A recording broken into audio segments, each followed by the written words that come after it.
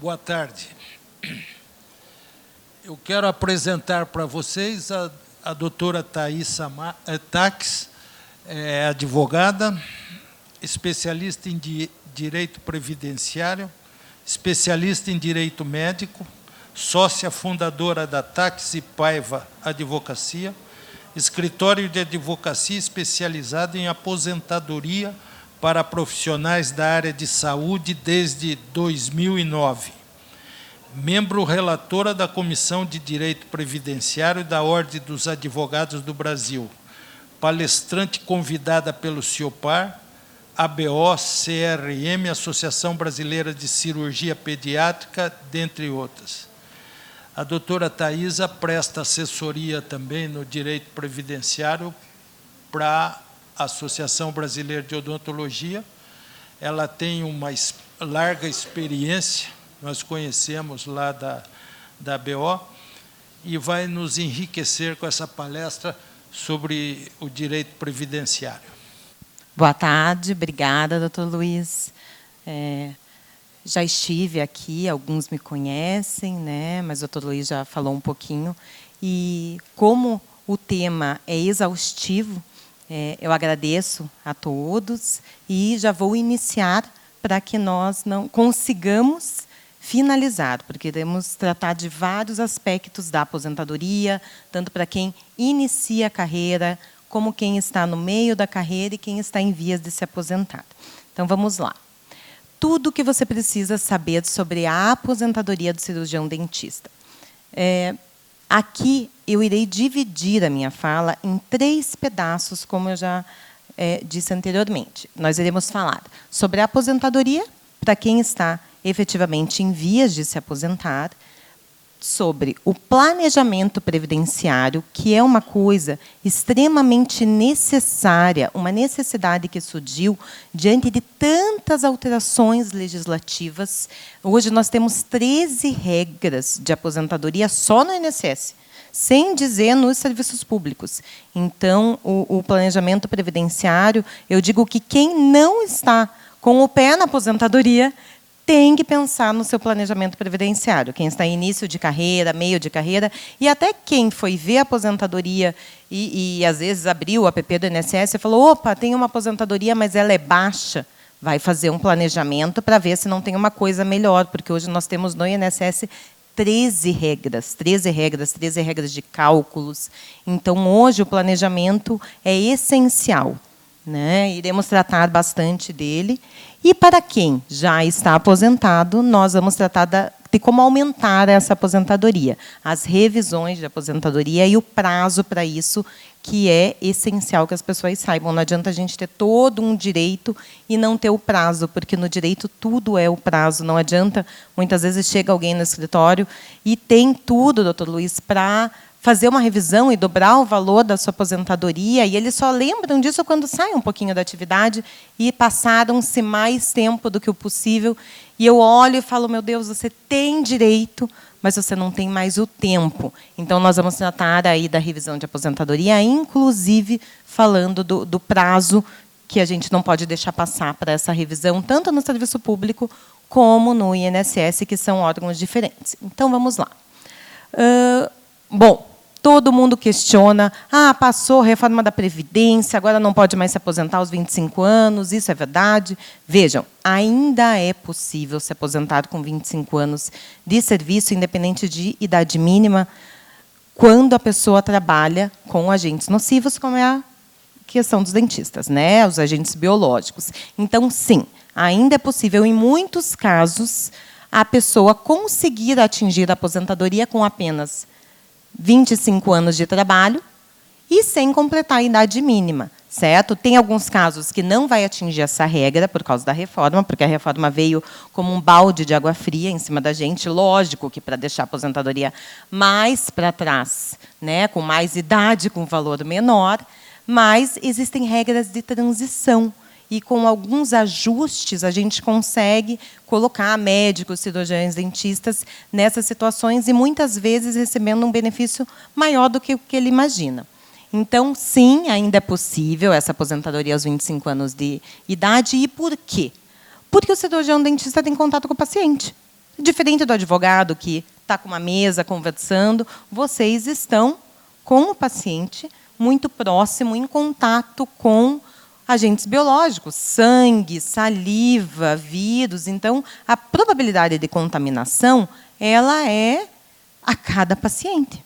E a gente não pergunta para o paciente ou não deixa de atender o paciente se ele tem uma doença infectocontagiosa. Na maior parte das vezes, nem sabe-se. Então, o que a jurisprudência nos traz? O risco é sempre eminente. O risco do contágio é a cada procedimento, é a cada paciente. Essa é a fundamentação de toda essa minha fala. Por isso que a gente aposenta profissionais da área da saúde muito antes do que as outras pessoas. E o que mais? Os cirurgiões dentistas, os médicos, conseguem receber até 3 aposentadorias. Como? Uma no INSS e 2 no regime próprio. Por que isso é possível? A Constituição Federal ela prevê uma jornada diferenciada para o profissional. Então, vocês podem ter jornadas de 4 horas. Nós temos inúmeros médicos que têm aposentadoria no INSS, aposentadoria no município de Curitiba e no estado do Paraná. Aposentadoria no município de Araucária, que é regime próprio, outra em Colombo, e, por último, deixo o INSS, porque pago o carnezinho, né, desde sempre. Então, é possível a acumulação dessas 3 aposentadorias. E aí que eu trago a questão do planejamento. O planejamento previdenciário ele faz com que você, no começo de carreira, pense, não, então vou programar minha vida, vou atrás, é possível juridicamente? Então, eu vou atrás de concurso público e vou pagar o meu carnê do INSS, porque, assim, a contribuição previdenciária, embora muita gente não saiba, e os que sabem não concordam, a contribuição previdenciária ela é obrigatória. Se você recebe como pessoa física, você tem que pagar até 20% do teto do INSS se você trabalha como pessoa física. E isso as pessoas deixam de pagar. Muitas vezes falam, não estou pagando. Né? Hoje, nós não temos uma fiscalização do INSS, da Receita, tão forte sobre isso. Por isso que muitos dentistas falam, não fui pego, não vou ser pego. Com o ECAC e o cruzamento das informações, hoje o INSS é todo digital. No começo da minha carreira, né, o doutor contou um pouquinho da minha idade, dizendo aí desde 2009. No começo da carreira, a gente ia lá com toda a documentação do cliente no INSS. Hoje em dia, eu já faço tudo virtualmente. Então, eles sabem todas as nossas informações. Com esse cruzamento, eles podem olhar futuramente, quando tiver mais pessoal, hoje não é organizado, muito organizado para pegar todas as pessoas que não pagam, os contribuintes, mas futuramente eles dizem que vão ter uma fiscalização maior. Hoje eles fazem a fiscalização por amostragem. E como que eles fazem isso? Pegam lá uma determinada categoria, pegam algumas pessoas e falam, opa, não está pagando contribuição previdenciária. Então, para o INSS, se você trabalha como pessoa física, esse pagamento ele é obrigatório, ele é um imposto. Ah, Thaísa, mas o meu contador disse que dá para fazer assim, dá para fazer assado, dá para fazer distribuição de lucros, dá para fazer algumas organizações tributárias na pessoa jurídica, que daí tem que falar com o advogado previdenciarista junto com o tributarista e ver se isso é vantajoso e dentro da legalidade. Mas eu, como previdenciarista, digo para vocês que eu acredito muito no INSS. As pessoas elas chegam no meu escritório com uma idade de começo de carreira, mas também chegam quando estão parando a profissão. E falam, poxa, Thaísa, que legal que eu estou com uma aposentadoria do teto do INSS de 7 mil e pouquinho, que hoje é o teto do INSS. Obviamente que isso, em meio de vida, muitas vezes não sustenta uma casa, mas lá na frente, quando a pessoa está com né, não tem mais faculdade de filho, isso ajuda, e ajuda bastante, e paga todo mês sem a pessoa estar trabalhando. Então, depois de aposentado, o INSS funciona muito. Por quê? A pessoa vai lá, recebe até o 5º dia útil. É difícil de conseguir a melhor aposentadoria, precisa de assessoria, muitas vezes precisa, mas depois que está concretizado, ele cai todo mês e paga o 13º. Então, a gente diz que, voltando ao planejamento, quando se está no começo de carreira, é muito legal, porque a pessoa fala, opa, não sabia nem que era obrigatório. Então, está pagando INSS, mas pensa, não, vou fazer um concurso público também. Ah, ele não paga tanto, não é tão legal, mas ele vai me dar uma segunda aposentadoria. E quem já está no serviço público também já sabe disso, né? Que a gente consegue, por conta dessa questão constitucional de ser 4 horas a jornada, é possível que tenha-se 3 aposentadorias distintas. Para o advogado, isso já não é possível, porque a gente tem que ter a jornada de 8 horas. Bom, a gente divide a nossa fala em antes da reforma da Previdência e depois da reforma, porque nós tínhamos 5 regras, veio a reforma e trouxe mais 8. Com essas 8, hoje a gente tem uma bagunça de 13 regras no INSS, e cada uma com uma regra de cálculo, onde a gente tem que olhar o caso específico e dizer, não, seu caso, vamos tentar fazer com que essa contribuição que você teve para o INSS seja a melhor possível. Né? Dentre essas 13 regras, qual que vai te aposentar antes e com um maior valor? Não adianta se aposentar antes com um valor menor. Bom, as regras para quem tem o direito adquirido antes da reforma. Geralmente, eu costumo dizer que, se você se formou até 94, você consegue, muitas vezes, ter o direito adquirido às regras anteriores. Por que eu falo que as regras anteriores elas são tão boas?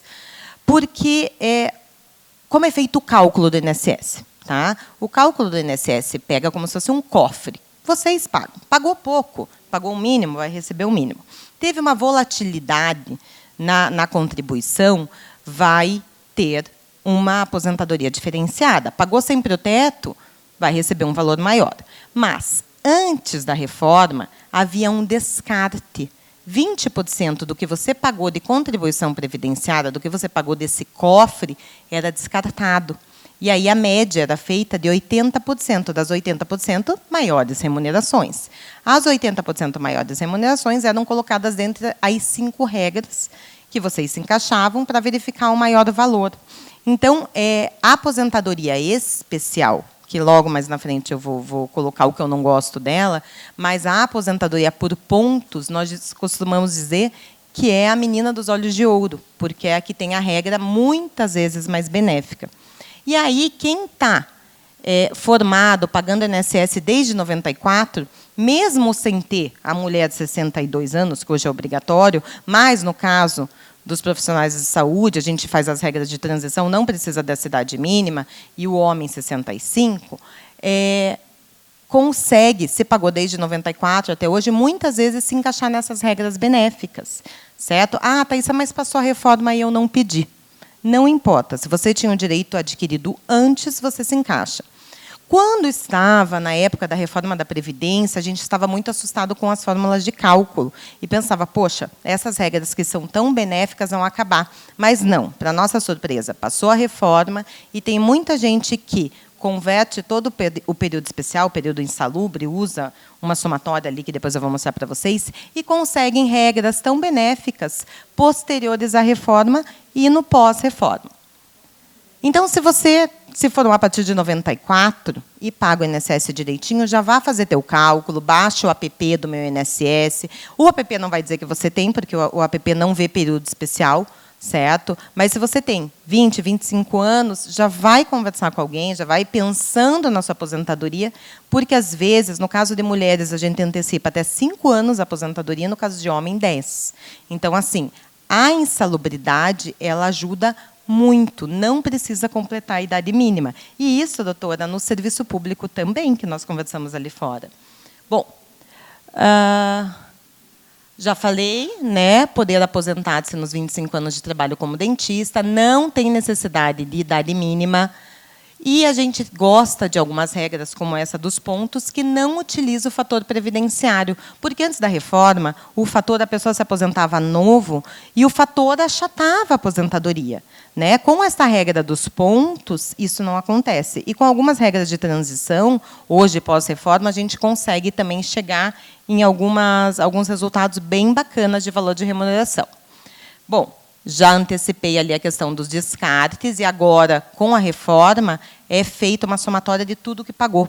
Então, muitas vezes, início de carreira, ou a gente dá uma pausa no meio de uma carreira, vai fazer um curso fora, diminui a remuneração, ou realmente diminuiu no meio. Né? Antes eu sempre falava nas palestras, no começo de carreira que a gente paga menos INSS, né? Aí uma pessoa chegou para mim e falou, não é só no início de carreira. Às vezes as pessoas, no meio da carreira, decidem, fazem um planejamento, conversam com o contador. Não façam isso, por favor, porque as regras mudam muito rápido e, às vezes, chegam umas orientações que eram de 10 anos atrás.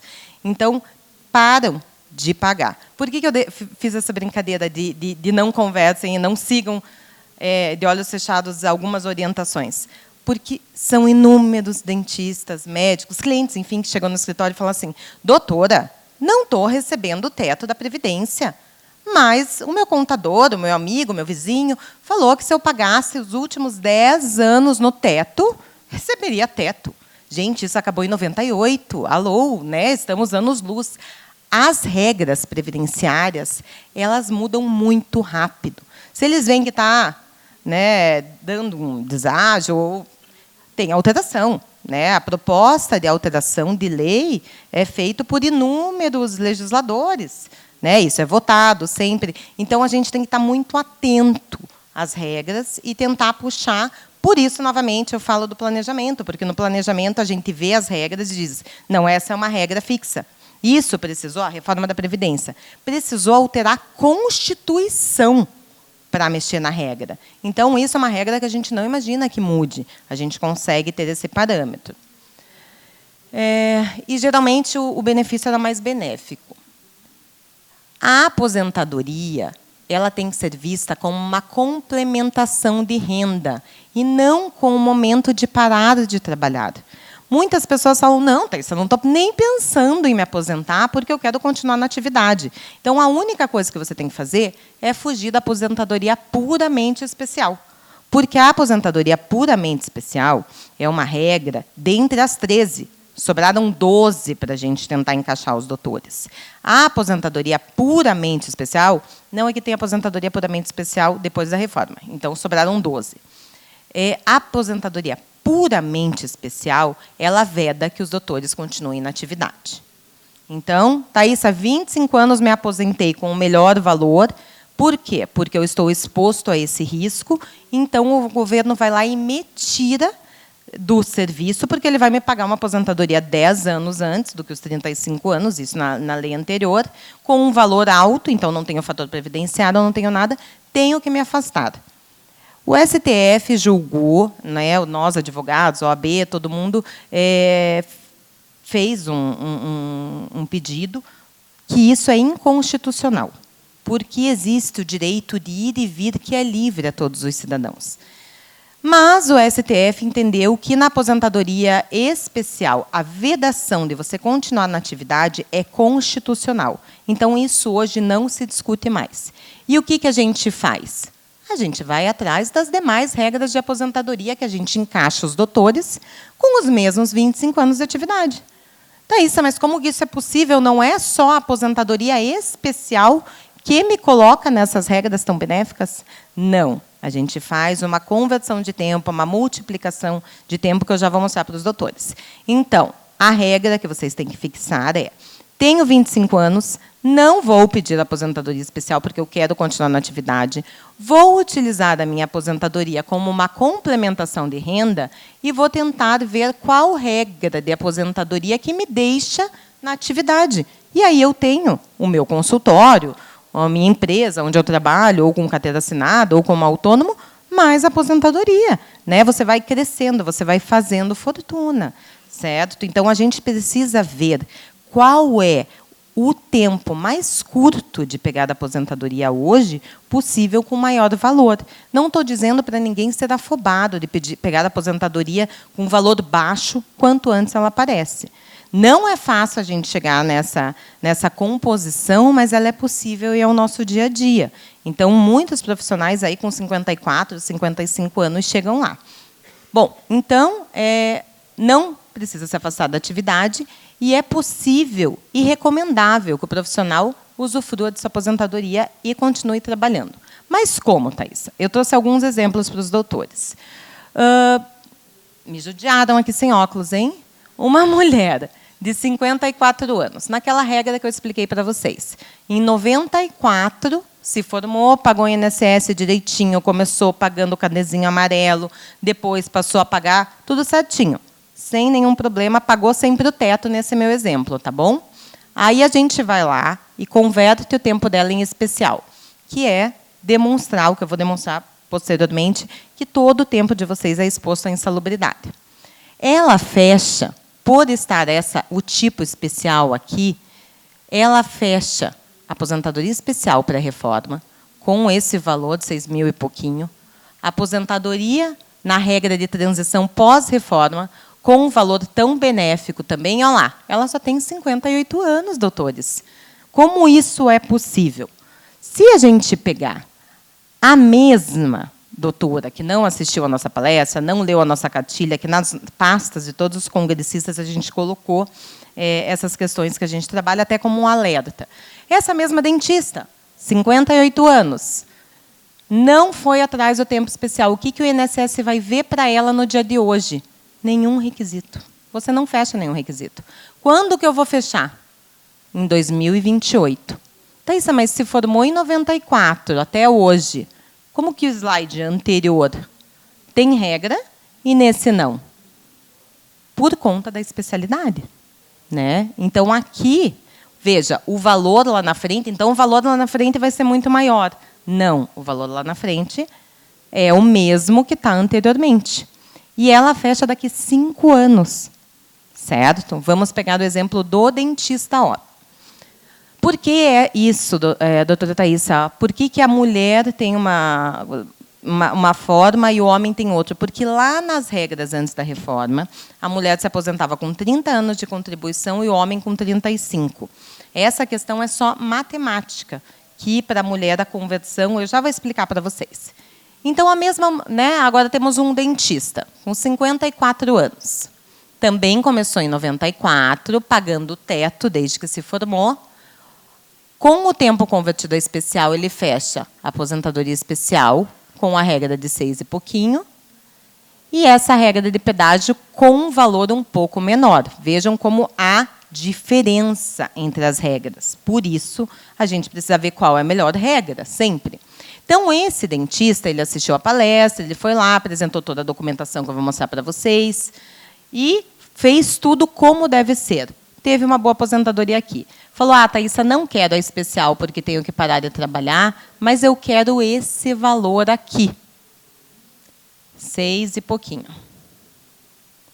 Então, ele vai conseguir isso em 2028. Ele ainda não tem 65 anos. Ele está pelo menos 5 anos antes. Então, ele pode optar, nesse caso hipotético que eu trouxe, numa aposentadoria com 5 mil e pouquinho agora, ele pode optar em parar de trabalhar, que geralmente não é a opção, ou ele pode esperar até 2028 e chegar nessa regra, certo?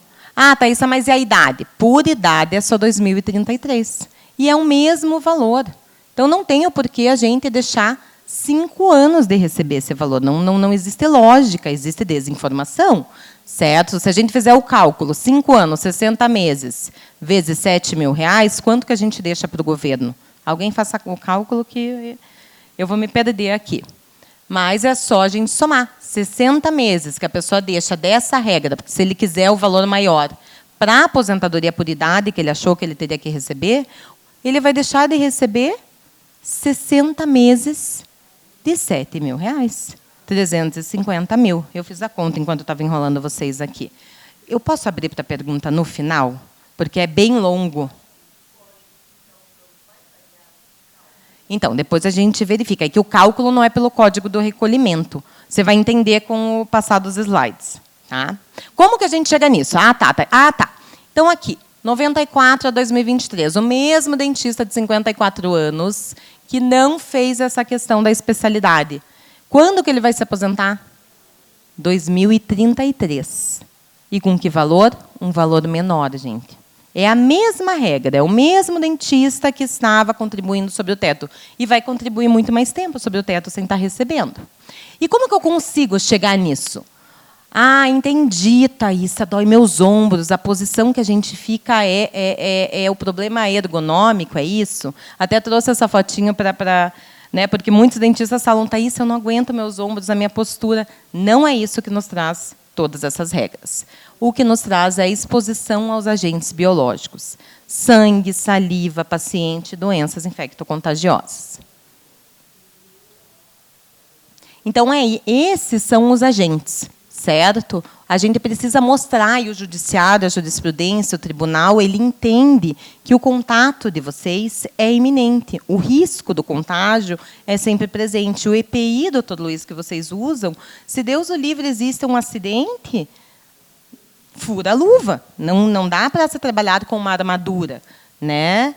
Mas o INSS não entende isso. Então, o INSS diz não, e a Justiça diz sim. Então, a gente precisa preparar esse processo. Então, os profissionais da saúde têm esse contato direto, como eu já venho falando reiteradas das vezes, né? Com parasitas, fungos, com o paciente em si. Bom, e o que eu faço para chegar lá? Eu preciso mostrar para o judiciário e para o INSS, desde o INSS, eu tenho que levar o processinho preparado, porque antigamente chegava o processo de qualquer jeito. A pessoa ia lá, dava entrada com uma carteira de trabalho e o CPF dela. Chegava no meu escritório, na Justiça, e eu falava, gente, esse processo não está preparado como deve ser, com toda a documentação, mas eu conseguia consertar. O STF viu isso, olhou e falou, não, o INSS não tem obrigação de saber que você se formou como dentista só porque você colocou a carteira do CRO ali, mas que você está exposto diariamente a isso. Então, você tem que levar o processo preparado para o INSS. O processo no INSS tem que estar impecável. A gente tem que ter uma boa documentação. Ah, Thaís, eu não sabia, juntei tudo. Não juntei tudo isso, mas juntei alguma coisa, aí o servidor tem que ir lá, te instruir, mas não juntei nada, a gente tem que devolver esse processo para o INSS para preparar a documentação. Antigamente não era assim. Antigamente eu ia para o judiciário e o INSS que não avisou o servidor, não orientou. Aí o STF veio e falou, não, o INSS precisa ser provocado e precisa ter consciência da sua exposição. Então, hoje, essa orientação de levar documentos obrigatórios, levar a exposição diária dos doutores ano a ano, ele ajuda muito que o processo seja bem conduzido e tenha o sucesso no final. Porque não adianta simplesmente, os doutores já devem ter ouvido, muitos aqui já estavam em alguma palestra do ano anterior, né? Mas eu vejo alguns rostos, e muitos já sabem o que significa PPP e LTCAT. E falam, não, vou juntar um PPP e LTCAT. Gente, o PPP e o LTCAT, doutores, precisa estar de acordo com o que você trabalha. Precisa conter no PPP e no LTCAT elementos que comprovem a sua exposição. Não adianta juntar um documento num órgão oficial, que é o INSS, que não contém a sua exposição. Aí nem eu consigo arrumar isso depois, aí isso faz uma salada. Então, a documentação, ela é o coração do processo e da sua aposentadoria antecipada no maior valor possível. Vamos lá. O PPP e o LTCAT são documentos obrigatórios surgidos pós-1995. Por isso que muita gente fala, a aposentadoria especial acabou em 95. Não existe mais isso. Não. O que aconteceu? Novamente, uma informação errada. Antes, você provava de qualquer jeito até 95 e era reconhecido. Depois de 95, existem documentos obrigatórios, que, voltamos lá, é o perfil profissiográfico previdenciário e o laudo técnico de condições ambientais do trabalho. Certo? Ah, Thaísa, mas eu sou autônomo. Quem faz isso? Engenheiro de segurança do trabalho e médico do trabalho. Somente. Certo? Então, juntei o PPP e o LTCAT e pronto. Não. Você está fazendo essa prova. Você, se só tem o seu consultório, está juntando isso porque você pediu para um perito ir fazer uma análise na sua documentação, porque não é só ir, ele faz uma análise em documentação, nos registros do CRO, no seu estabelecimento, e faz um laudo. Mas é uma prova unilateral, não concordam, doutores? Fora isso, a gente vai ter que comprovar, ano a ano, que estamos trabalhando. Gostamos de ficha de paciente. Ah, Thaísa, mas a ficha de paciente tem o sigilo, né? Temos o código de ética. E aí a gente risca o nome e qualquer dado que identifique o paciente. Nós até pedimos para os clientes que isso saia dos seus consultórios já riscado. porque não adianta levar para o escritório para a gente riscar. A obrigação é do profissional. Então, a ficha do paciente tem que ter data, começava com aquelas fichinhas brancas com vermelhas, hoje é digital, há uma evolução nessa documentação, mas já sai o xerox, digitalizada, do consultório de vocês, sem identificação do paciente, para que não tenhamos um problema ético. Carteira do CRO, diploma, imposto de renda, comecem a colocar, início de profissão, a profissão como dentista, não como empresário. Ah, doutora, mas eu sou dona do meu consultório. Mas coloque como dentista. Fale que você viu a minha palestra e, se você é dentista, coloque como dentista. Porque muitos juízes vão olhar dia a dia, ali, ano a ano, poxa, mas aqui é da empresária. E aí, para a gente comprovar, dá-lhe ficha de paciente, dá-lhe audiência com testemunha para provar que os doutores simplesmente faziam a profissão de vocês. Mas isso a gente tem que provar para o judiciário. Bom, então, em 95, teve essa alteração, onde deixou o processo um pouco mais encorpado, onde a gente precisa juntar essa documentação. E aí, eu falei para os doutores que a questão da aposentadoria especial, a gente não gosta de trabalhar, mas, ao lado dela, vem a conversão do tempo especial em comum. O que significa isso? Cada ano, essa insalubridade que os doutores trabalham, ela gera 20% a mais para a mulher no tempo de contribuição. É um tempo ficto, para os doutores entenderem, e 40% para o homem. Então, por exemplo, a mulher, ela precisava se aposentar com 30 anos de contribuição. Com 25, ela multiplica esse acréscimo de 20% e ganha os 5 anos ficto. E aí ela chega em regras possíveis.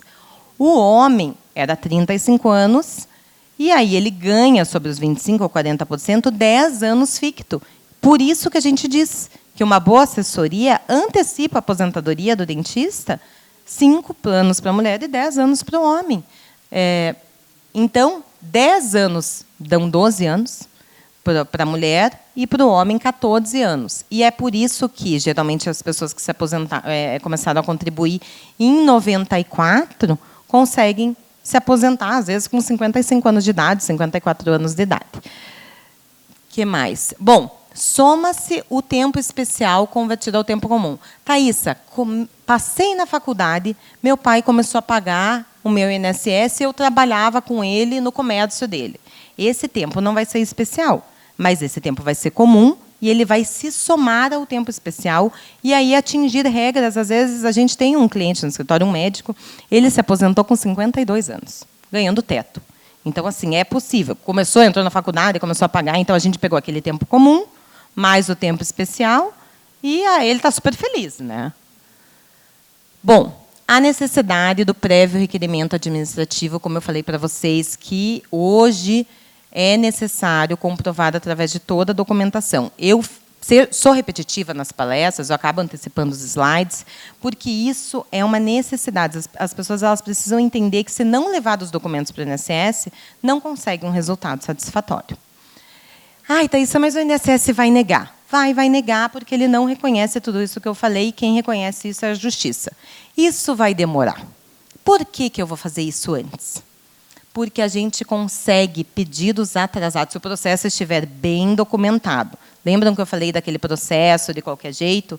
Esqueça isso que eu vou falar no próximo slide. Mas, quando o processo está direitinho e o seu processo demora 3 anos, você recebe lá no final, além da aposentadoria mais alta, os atrasados. O que são os atrasados? Eles pagam os atrasados desde a data de entrada do requerimento, desde a DER. Então, isso significa dizer, doutores, que, se um processo demora, hipoteticamente, 3 anos, esse doutor vai receber teto do INSS. Pagou teto, vai receber teto. Melhor dos mundos, ok? 36 meses que demorou, o INSS negou, falei com a Thaísa, fui lá no escritório, entramos na Justiça, que desgaste. Fora a aposentadoria alta, os atrasados que vocês recebem via precatório, e precatório federal paga, é diferente do estadual, ele paga e paga na data correta, ele acumulou desde a data de entrada do requerimento, que eu falei para vocês aqui, que ele deu a entrada certinho, ele acumulou 270 mil. Ai, Thaísa, meu processo durou 4 anos. Ok, 12 vezes a mais esse valor. E assim por diante. Então, é um negócio muito bom você saber do seu direito, se planejar. Se você já tem o direito, muitas vezes, esses dias eu atendi um médico, e ele porque eu também palestrei no CRM, e ele é uma sumidade. Aí, quando a gente começou a fazer esse cálculo, ele olhou para mim e falou: Thaísa, eu podia 5 anos estar recebendo isso. Ele estava com 60, ele esperou 60 para vir conversar comigo. Falei: aham. Ai, eu vou começar a chorar, vou falar aqui, vou fazer as contas. Falei: doutor, se você fosse pela mídia, você só vinha conversar comigo com 65 anos. Então, vamos pensar que, pelo menos 5 anos, o senhor já está antecipando. Não é os 10, mas tudo bem. Ele saiu, enfim. Mas é por isso que eu falo que essa nossa fala, a cartilha que está indo para vocês, é interessante que vocês falem desde as pessoas que se formaram. As pessoas vão no escritório e saem ali pedindo aposentadoria e falando: Thaísa, vamos fazer o planejamento previdenciário dos meus filhos. Eu estou com um na faculdade de Direito e outro na faculdade de Odonto. Vamos fazer o planejamento, vamos orientar, para que chegue lá na frente. Eu tenho um cliente que ele pagou o mínimo a vida inteira, porque não acreditava no INSS, e chegou o momento dele. Ele vai se aposentar com o mínimo. Ele falou: não, mas a gente vai planejar o meu filho, porque eu não quero que ele chegue lá. Então, a gente tem que pensar hoje em todos os panoramas. Não adianta deixar o dinheiro só na XP ou em outras. A gente tem que pensar também no que o governo pode nos trazer, porque ele nos tira muito tempo da vida. As regras depois da reforma da Previdência. Temos 8 regras. Não vou passar regra a regra, porque, no caso dos doutores, não são elas que vão fazer a colocação da melhor regra para vocês, e sim toda essa questão de insalubridade. Mas, só para vocês saberem, hoje, a mulher se aposenta com 62. Está invertido isso, né? A mulher se aposenta com 62 e o homem com 65 anos. No caso dos doutores, esqueçam essa regra. Por isso que eu nem vou ficar colocando elas aqui para os doutores, porque no regime próprio, no INSS, a gente foge da regra. E em alguns regimes próprios, porque cada regime próprio, só para a doutora que me olhou, cada município legisla a sua própria regra. Então, se no serviço público o município não fez a reforma, por exemplo, o Guaratuba ligou lá para o escritório e falou assim: Thaísa, você pode fazer assessoria da reforma tributária municipal para Guaratuba? Eu não posso, porque eu estou do outro lado, né? Mas eles não fizeram até agora a reforma. Então, eles ainda estão com a regra anterior. Então, como os servidores públicos, só puxando um adendo, que a gente já vai entrar no serviço público, cada um tem a sua regra, a gente tem que olhar caso a caso. Certo? Porque não existe uma obrigatoriedade de serem todas as regras como a regra do INSS. Bom, a mudança de cálculo, eu já falei para vocês, com a reforma ela veio para colocar a aposentadoria numa idade mais avançada com um valor menor. No caso dos dentistas, muitas vezes, por conta de tudo isso que a gente já falou, há essa composição que a gente consegue uma regra melhor. Certo? Mas a regra ficou 60% a cada 15 anos contribuído, mais 2%. Mas eu não vou... É muita informação, eu vou passar essa questão que eu acho que só vai fazer mais confusão. Esses 100% que a gente fala que tem que atingir para ter uma boa remuneração, que a gente fala assim, de acordo com aquele cálculo que agora a regra é feita, a regra de cálculo previdenciário, de acordo com a reforma da Previdência, tem que atingir 40 anos de contribuição para ter 100% do que eu paguei, né, do que eu contribuí para esse cofre. Mas, com a conversão de tempo, isso é possível. Por isso que os dentistas, muitas vezes, com 25 anos de contribuição, eles conseguem se encaixar em regras tão benéficas, porque não precisam ter os 40 anos efetivamente pagos, porque tem o tempo ficto, né, daquela conversão de tempo especial em comum. Bom, e o planejamento previdenciário, como eu já falei muito, ele serve para quê? A pessoa que já tem a regra para se aposentar, ela vai conversar com o advogado, vai conversar com alguém da confiança, que seja especialista, que entenda bem, e vai falar: não, tem uma regra legal. Então, já vai pedir a sua aposentadoria. Né? Para ele, a gente vai pensar na aposentadoria. Thaísa, não gostei tanto desse valor da aposentadoria. Será que se eu contribuísse uns 5 anos a mais, esse valor aumentaria, mesmo eu já tendo uma regra? Aí a gente vai planejar. A gente vai fazer uma simulação para ver se ele deixar de se aposentar agora, vai valer a pena para ele. Agora, para quem ainda não atingiu as regras para se aposentar, o planejamento surge dentre a tanta alteração legislativa. Hoje nós temos 13 regras, cada regra com um jeito diferente. Então, o planejamento ele surge para que você pense, desenhe e concretize a sua aposentadoria da melhor maneira possível.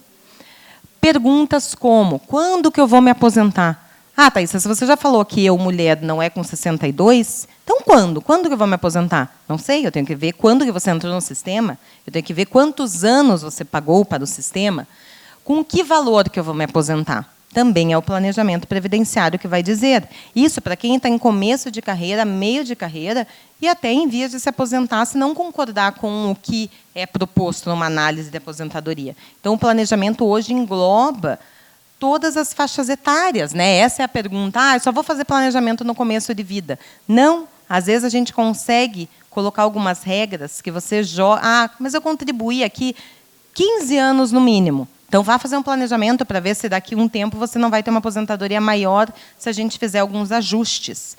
O momento pede que se planeje. Como que eu consigo receber até 3 aposentadorias? Né? Com qual valor eu devo contribuir? Sobre qual código? O que eu faço?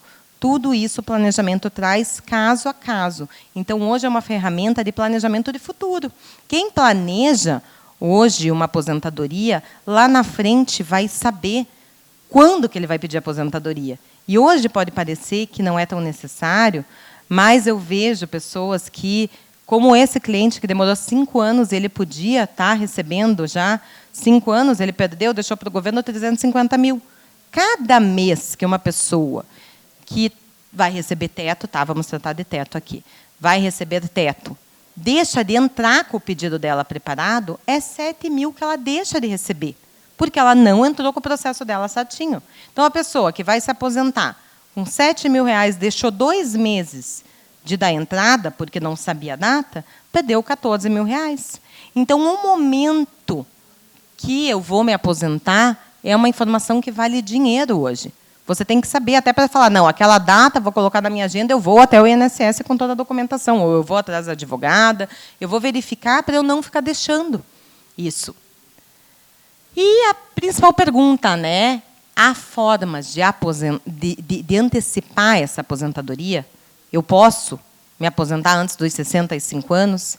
E isso o planejamento traz para vocês. Quanto tempo vai antecipar em cada caso específico? O que eu costumo dizer muito para os clientes é que a gente verifica, através do planejamento, qual é a menor data possível para você receber o maior valor possível. E vocês que estão em início de carreira têm que pensar nisso. Porque agora a gente pensa, não vou pensar na minha aposentadoria, eu estou com 40 e poucos anos, eu já estou pensando bastante. Né? Não que eu vou parar de trabalhar, mas ajuda a gente, né? Vamos viajar com esse dinheiro, enfim. Ou vamos pagar das contas, que também é necessário.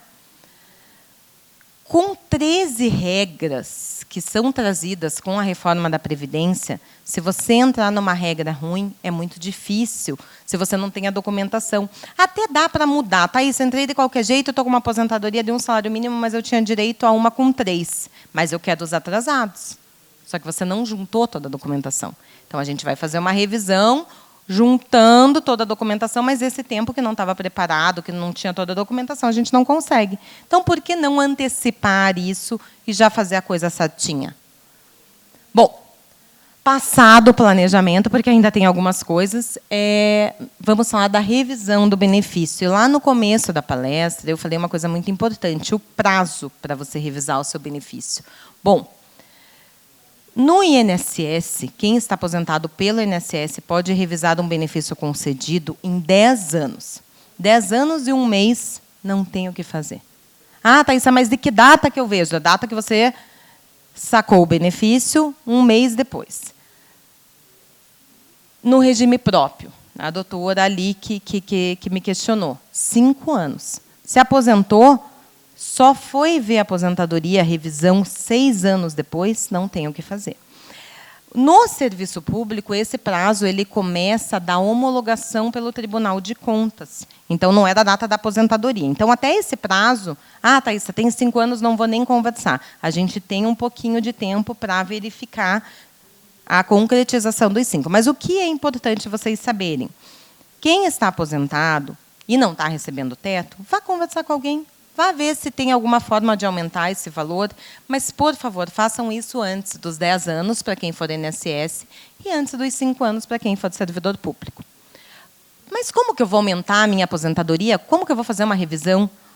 O principal fundamento é todo esse que a gente falou, comprovar a especialidade. Só isso, Thaísa? Não. Existem N erros, N formas de análise errada do INSS que a gente pega. E aqui eu vou listar só as principais que a gente analisa para verificar uma possível revisão. Então, o tempo especial, que eu falei para vocês, encaixar numa regra diferente, que não tenha fator, numa regra mais benéfica, porque, às vezes, você juntou toda a documentação e ele te deu a aposentadoria por idade, que é uma regra que não é da mais benéfica. Mas você tinha todo o requisito para o outro, então a gente vai colocar naquela caixinha sua aposentadoria. Outra forma, atividades concomitantes. É dentista e professora na universidade? Antigamente, o INSS entendia, e a Justiça, que pegava-se a contribuição do professor da atividade concomitante, que é a maior, de um valor, e pagava-se uma porcentagem do outro. Então, mas eu não pagava os dois. Pagavam-se os dois, e os dois têm que ser somados para a sua aposentadoria. Essa é a atividade concomitante. Então, hoje, o STF, nós levamos inúmeros processos, e o STF bateu o martelo aqui, dizendo que não. Se o profissional trabalha em 2 atividades diferentes, médico e auditor, dentista e professor, e contribuiu nas 2, essas contribuições vão ser somadas para a sua aposentadoria. Mas isso não é feito automaticamente, isso tem que ter uma revisão para aumentar. Outra revisão, quem trabalha com convênio médico. Quem trabalha com convênio médico, geralmente o convênio médico glosa o procedimento. Glosou uma consulta, glosou uma cirurgia. Isso é muito visível nas aposentadorias de médicos. Dentistas, a quantidade de convênio é menor. Mas, quando tem essa glosa de procedimento, eles pagam só pagam a contribuição previdenciária, o INSS, quando eles pagam o procedimento para vocês. E aí, quando ele pagou fora do mês que foi feito, isso é extemporâneo. Isso não é contado para a sua aposentadoria. Então, a gente precisa levar uma documentação para o INSS para comprovar que foi feito dentro da data, que foi um problema burocrático, para que esse valor conte para a sua aposentadoria. Outra maneira é os clientes que fizeram o pedido no INSS. Foi negado. Desistir. Thaís, você tem um pedido lá, uma negativa, uma cartinha do INSS dizendo que eu não tenho direito a me aposentar. 3 anos depois, ele veio aqui na palestra, me conheceu, foi lá no escritório e a gente viu o processo dele. A gente vai pegar aquela cartinha lá de trás de 3 anos e falar, será que ele não se encaixa naqueles 270 mil de atrasados? A gente vai fazer a simulação e, muitas vezes, a gente consegue que o primeiro indeferimento, o primeiro não do INSS, gere já um valor para você receber de atrasados quando tudo isso acabar, se o valor da sua aposentadoria for benéfico. Então, muitas vezes, quando vocês forem procurar a sua aposentadoria, se vocês tiverem uma negativa, informem para o advogado. Bom, e o RJU? O RJU é para quem é servidor público e trabalha como autônomo, na iniciativa privada ou como empregado. Então, a pessoa que passou num concurso antes de 1992, antes da Lei 812, que não existia o cofre da Previdência Pública, o regime próprio de Previdência, a contribuição previdenciária desse servidor público ela era paga para o INAMPS, não era nem INSS, era INAMPS. E ele também pagava pelo consultório, o carnezinho, porque alguém orientou ele a pagar. Ele pagava 2 vezes para o INAMPS, que não era INSS. E aí, em 92, surgiu a Lei dos Servidores Públicos, dizendo não, vai ter aposentadoria do servidor público, vai ter aposentadoria do INSS. E aí ele pegou esse tempo e falou, não, mas era pago para um cofre, vai todo para uma aposentadoria. Isso acontece, gente, muito. E aí a pessoa que tinha essa situação vai pensar em se aposentar no INSS por idade. Então, o que a gente faz? A gente fala, não, ele pagou 2 vezes. Se não tinha um cofre de regime próprio e era pago essa contribuição, ela conta para o serviço público e o que ele pagava no consultório conta para a aposentadoria do INSS. E cada uma aumenta o valor da sua aposentadoria. Então, um regime jurídico único é outra confusão que a gente tem que desfazer. Existem médicos, até tem uma live minha por aí, que é de um cirurgião pediátrico, ele quis fazer, porque ele falou, Thaís, a quantidade de professor na federal que tem essa situação e a gente desfez dele é bem bacana. Né? Se vocês tiverem a oportunidade de ver essa live com o Dr. Sabaga, ela é bem legal. E ali a gente trata muito essa questão, porque a gente fez, no caso dele, ele quis divulgar, enfim, foi bem bacana para alertar os outros cirurgiões pediátricos. Bom, servidores públicos, cuidado com a súmula vinculante 33. A aposentadoria do servidor público, ela é regida pelas regras do serviço público. Mas, aonde não existe uma legislação no serviço público, ela se apoia no INSS. E aí veio a súmula vinculante 33, que traz a aposentadoria para o servidor público com 25 anos de trabalho. Mas ela paga a média. Você não vai sair do serviço público com 25 anos com paridade e integralidade. Esqueça, você vai sair com a média. E aí, faça o cálculo antes. Antes de sair pedindo abono de permanência, antes de sair pedindo a aposentadoria, faça o planejamento previdenciário no regime próprio, para saber quanto essa aposentadoria especial, quanto esse abono de permanência vai representar na sua aposentadoria. Isso é tratado e isso tem que ser calculado. Por outro lado, toda aquela conversão, aquele acréscimo, aquele tempo ficto que os 25 anos da atividade trazem, foi reconhecido, porque também não existe lei disso no serviço público. Então, isso foi reconhecido pelo STF. Poxa, se no INSS o tempo da mulher, 10 anos para a mulher vale em 12 e 10 anos para o homem vale 14, eu também estou exposto ao paciente, à cirurgia, eu também estou exposto às doenças infectocontagiosas, que sabe Deus quantos pacientes podem ter, mas eu trabalho no serviço público. Por que eu não tenho essa regra?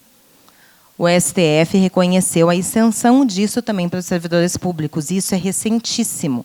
Então, muitas vezes, a gente vai encaixar um servidor público não na aposentadoria especial, e sim numa regra com os mesmos 25 anos, com paridade e integralidade, usando essa conversão do tempo especial em comum, que é esse tempo ficto. E isso é muito interessante, porque daí a pessoa sai com uma aposentadoria boa, não questiona se continuar ou não na atividade, e sai com um valor bom. E aí, muita gente, quando está no serviço público com 25 anos, chega no escritório e fala, Thaísa, alguma coisa a gente tem que fazer. Né? Então, planejar, conhecer, saber que essa regra pode ser válida também é bem bacana. E o RJU, que eu acabei trazendo ali antecipadamente, que a gente também é recorrente no serviço público. Né? Bom, temos um pouquinho de tempo ainda. Temos? Tá. Então, a gente vai falar da CTC. Canso de receber cliente com indeferimento no INSS e vou olhar, não entendo, falou, por que está indeferido? Ele foi sozinho e pegou, ele entrou no serviço público em 2000, tá? Mas desde 94 ele estava no INSS. Aí ele foi sozinho no INSS e pegou a certidão de tempo de contribuição, porque no RH do serviço público falaram para ele que ele tinha que levar esse tempo para o serviço público. Ele chegou no INSS e falou, preciso levar esse tempo para o serviço público. O INSS pega todo o tempo dele, joga para uma CTC, que é uma certidão de tempo de contribuição, e ele leva isso para o serviço público. Ele, em vez de levar o tempo antes de 2000, que é o tempo que não é concomitante, ele levou todo o tempo. E aí, quando ele vai pedir a aposentadoria dele no INSS, ele fala, não, INSS, mas eu não usei o tempo depois de 2000. Mas você levou a certidão de tempo de contribuição. Então, gente, cuidado.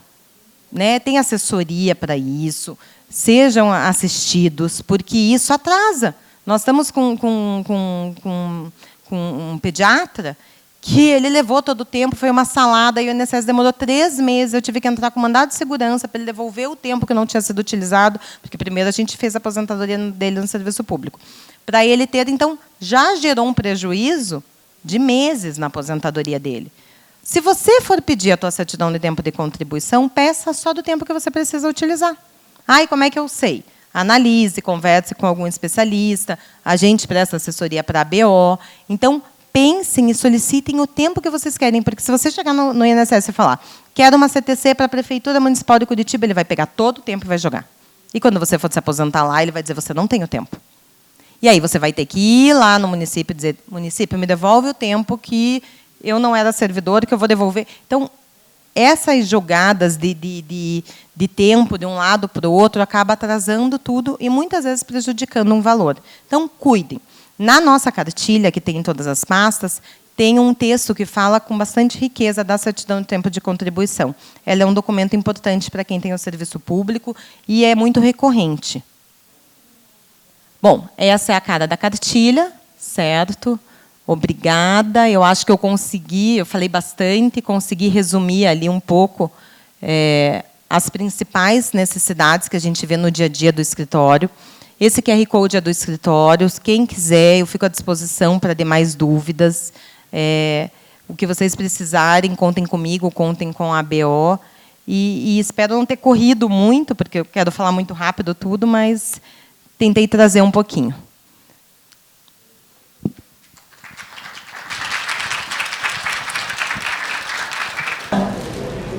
Continuo com a minha pergunta, então. Qual código nós, dentistas, devemos contribuir? É o 1007 ou vai variar de pessoa para pessoa? Vai depender da categoria. Vai depender da categoria. Se você for como profissional autônomo, dentista, é o 1007, né? Que é o autônomo. Se você é dentista, mas você está fazendo um curso fora, você vai ter que pensar no facultativo, né? Então, isso você tem que pensar bem certinho. Mas o de autônomo, dentista, consultório, é 1007, né, Lari? Doutora?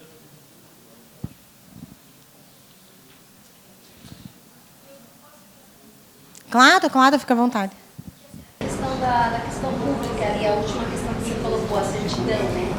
Eu já troquei no RH, essa contribuição, e lá, quando eu entro, já está lá, 11 anos e um mês incorporado.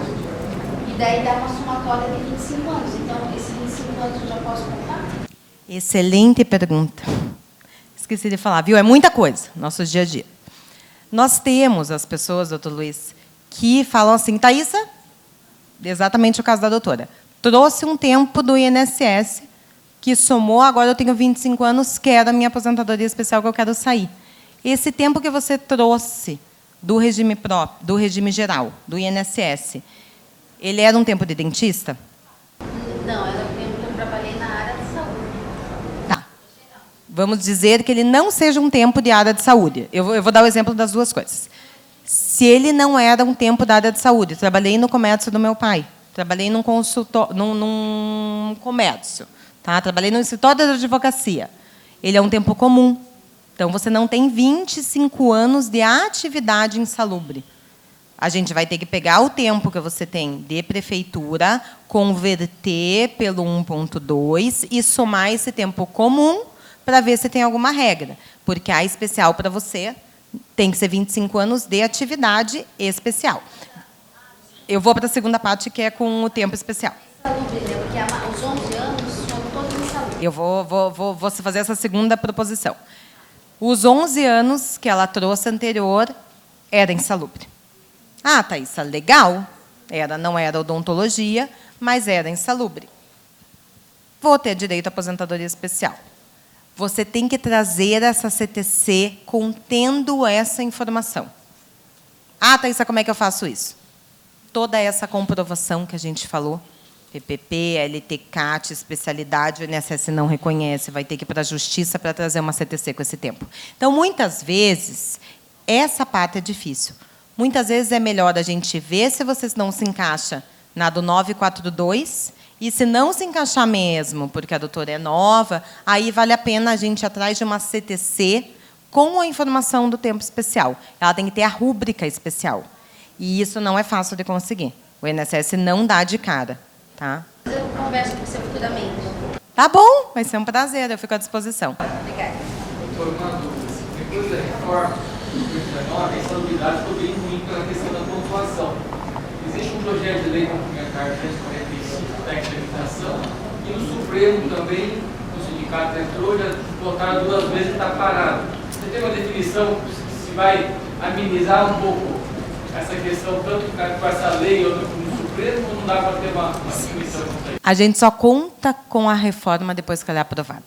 A reforma previdenciária, a gente ficava assim, foi proposto isso, vai ser ótimo. Vinha uma reforma, vinha uma votação. Né? Acho que o doutor sabe como é que é feita a votação. São nas 2 casas, tem que ser maioria para ter a aprovação. Nessas maiorias podem ter os adendos. Então, quando tem esses adendos, a gente nunca pode fazer uma análise do projeto de lei. O projeto de lei da reforma da Previdência ele tinha várias coisas bem bacanas que foram sendo tiradas. Então, a gente só pode analisar esse viés, vai ser benéfico, não vai ser benéfico, depois que ela é aprovada. Porque projeto tem vários. Tem projeto para voltar à desaposentação, tem projeto de lei para que não saia mais pela especialidade. Isso vai chegar até lá? Então, isso demanda uma energia que a gente só pode contar e a gente só pode pensar nisso depois que ela foi concretizada. E aí é uma outra coisa, a força dessa lei. Lembra que eu falei para vocês? Vai fazer um planejamento previdenciário, você tem que ver se é uma lei que vai vingar ou se ela vai ser vetada logo. Então, primeiro precisa analisar, ser aprovada, para depois a gente fazer essa base, se vai ser benéfico ou não. Pois não, doutora. Só um minutinho. Controlem o meu tempo, tá? Que eu estou sem relógio. Você colocou que é possível 2 aposentadorias de individual. Se os 2, a pessoa tem 2 concursos públicos, na mesma prefeitura, é considerado 2 regimes próprios ou o seu mesmo pagador vai ser uma aposentadoria só? É considerado 2. 2 matrículas diferentes? 2. Vai somar e pague o INSS, porque daí você pensa na terceira. Mas se a pessoa não contribuiu, vale a pena começar a fazer velha? Não, daí não dá mais. Eu acho que você não é tão velha assim, mas eu acho que dá sim. Daqui, ó, eu tô meio sem óculos. Não, dá sim, desculpa a brincadeira, mas eu acho que vale a pena, sabe? Quando a gente fala em somar-se 3 aposentadorias, a gente tem que pensar realmente nesse planejamento de futuro. Então, não sei a idade que a doutora tem para te dizer se vale a pena nessa fase da vida começar.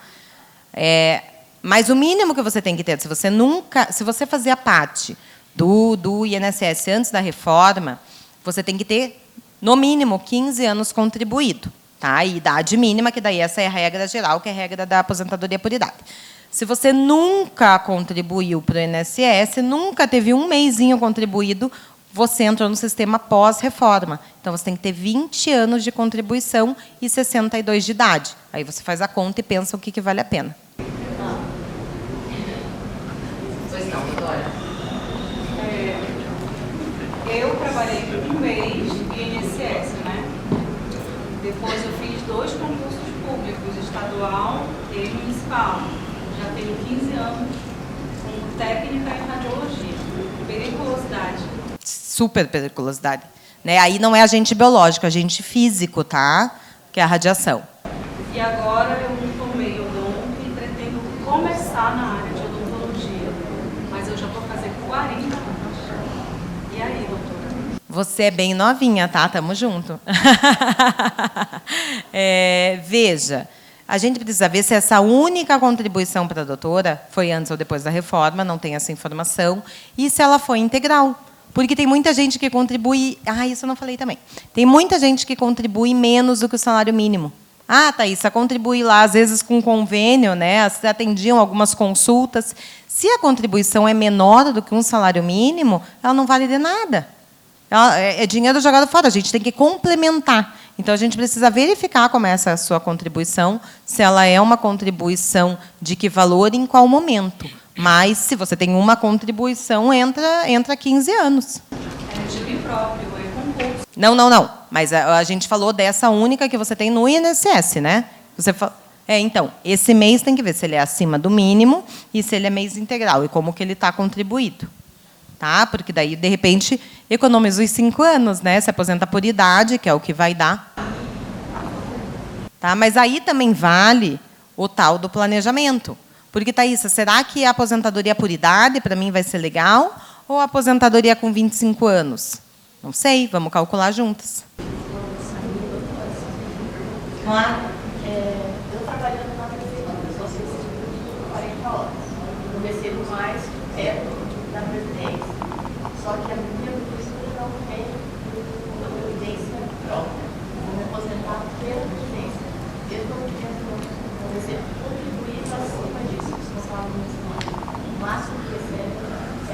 Tá. Vocês ouviram a pergunta dela? É bem interessante. Todo mundo ouviu?